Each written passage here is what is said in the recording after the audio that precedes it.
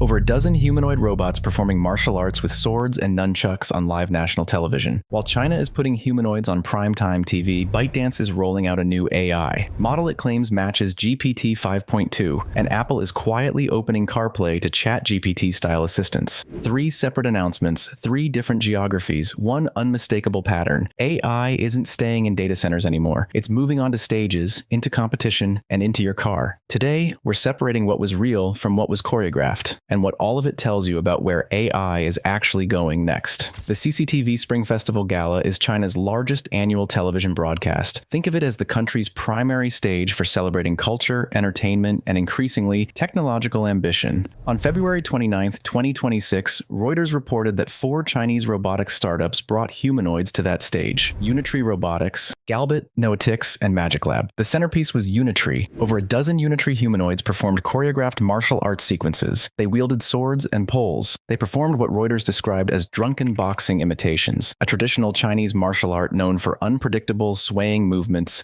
that require real balance and motion control. The robots moved in synchronized groups, and crucially, when they fell during the routine, they recovered, getting back up without operator intervention.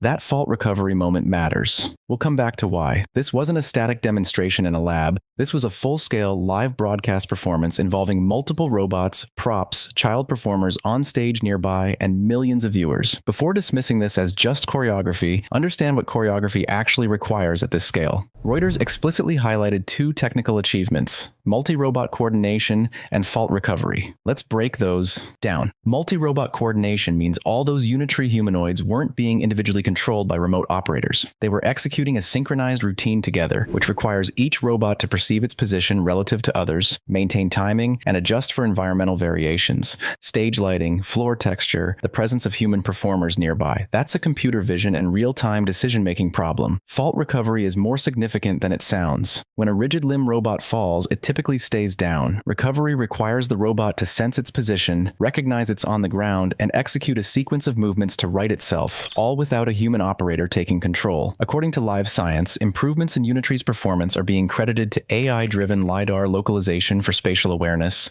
upgraded motors for torque control, dexterous hands for grip and balance, and what the industry calls cluster control, AI. Systems managing groups of robots as a coordinated unit rather than individuals. This is measurable capability. It's not autonomous factory work, but it's not simple puppeteering either. Reuters reported 3 critical implications, and we need to state each one clearly. First, public spectacle translates into industrial policy. Reuters quoted industry sources saying that appearing on the Spring Festival Gala stage can directly lead to government contracts, investor attention, and market access. This isn't entertainment for entertainment's sake. It's a pipeline. Companies that perform here gain credibility and capital that translates into production orders. Second, the performance jump in 1 year is real. Reuters included commentary from industry consultants noting that the capability gap between last year's Gala performance and this year's was substantial. That acceleration matters because it suggests the R&D investment is paying off in measurable progress. Third, China's market dominance in humanoid robots is significant and growing. Reuters cited Omdia data. China accounted for approximately 90% of the roughly 13,000 humanoids shipped globally last year. That's not a marginal difference. That's a near monopoly on physical AI hardware production. The same report projected growth in orders for 2026. A choreographed stage routine still requires real motion control, balance, perception, and recovery. It's not fake or trivial, but it's also not the same as unscripted factory work where robots encounter unexpected obstacles and adapt in real time. The Gala performance is proof of concept. Factory deployment is the next step. While humanoids were performing in China, ByteDance announced Doubao 2.0. According to Reuters, ByteDance is positioning this model for what it calls the agent era, a shift from models that answer questions to models that execute complex multi-step tasks autonomously. ByteDance makes 3 specific claims about Doubao 2.0 Pro. First, it matches OpenAI's GPT 5.2 and Google's Gemini 3 Pro in complex reasoning and multi-step task execution. This is a head-to-head competitive claim. Second, it reduces usage costs by approximately an order of magnitude, meaning roughly 10 times cheaper per inference. ByteDance says this. Third, it's purpose-built for the agent era, meaning the model is optimized not just for answering, but for planning and executing tasks. These are company claims. We need to evaluate them against what we actually know about GPT 5.2. Here's what ChatGPT's GPT 5.2 actually is, based on OpenAI's public information. In ChatGPT, GPT 5.2 supports a full suite of integrated tools: web search, data analysis, code execution, file and image analysis, analysis, image generation, and memory functions. When OpenAI introduced GPT 5.2, they emphasized stronger performance on knowledge work, tasks, and improved tool integration, meaning the model can access these capabilities and chain them together for complex workflows. Now let's compare the positioning. Doubao 2.0's claim,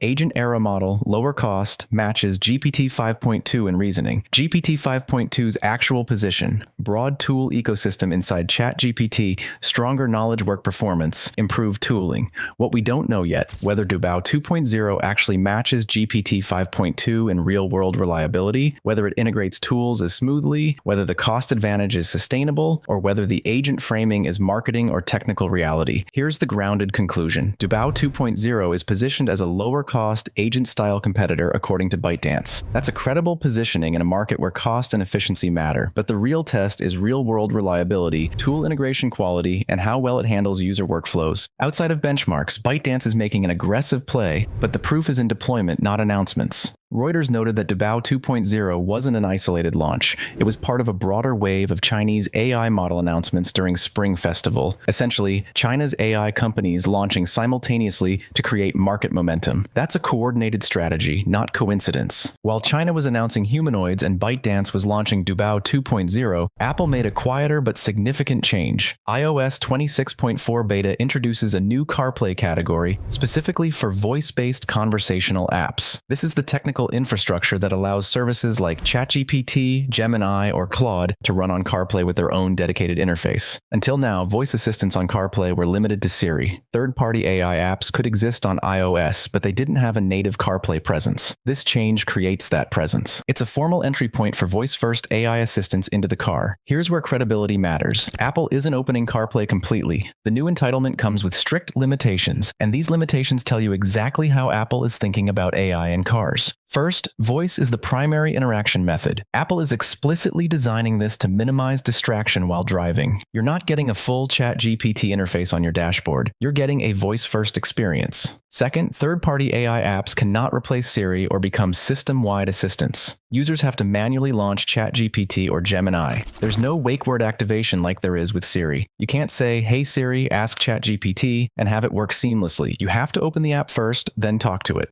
Third, these apps aren't accessible via steering wheel controls the way Siri is. Steering wheel buttons still launch Siri, not third-party assistants. This is intentional. Apple is preserving Siri's position as the primary system assistant while creating a sandbox for competitors. According to iClarified, iOS 26.4 is currently in beta, with expected public release later in spring 2026. The car is becoming a controlled environment for voice agents. Apple is saying, yes, you can use ChatGPT in your car, but only under these conditions. Voice first, no system integration, manual launch. This is Apple choosing a middle path. It's not banning third-party AI assistants. That would be heavy-handed and arguably anti-competitive. But it's not handing them equal standing with Siri either. Apple is saying, you get in, but on Apple's terms, with Apple's safety constraints. Why does this matter? Because the car is one of the last major computing environments where a single company can control the hardware, software, and user experience completely. Apple isn't ceding that control. It's negotiating terms. Third-party AI apps get access, but through a constrained, voice-first, intentionally limited interface designed to keep the driver focused on the road. The real shift isn't just that models are getting better. It's where these models live. They're no longer confined to servers and phones. They're on stages performing martial arts. They're embedded in competing software ecosystems, and they're moving into your car, but only as passengers, not drivers.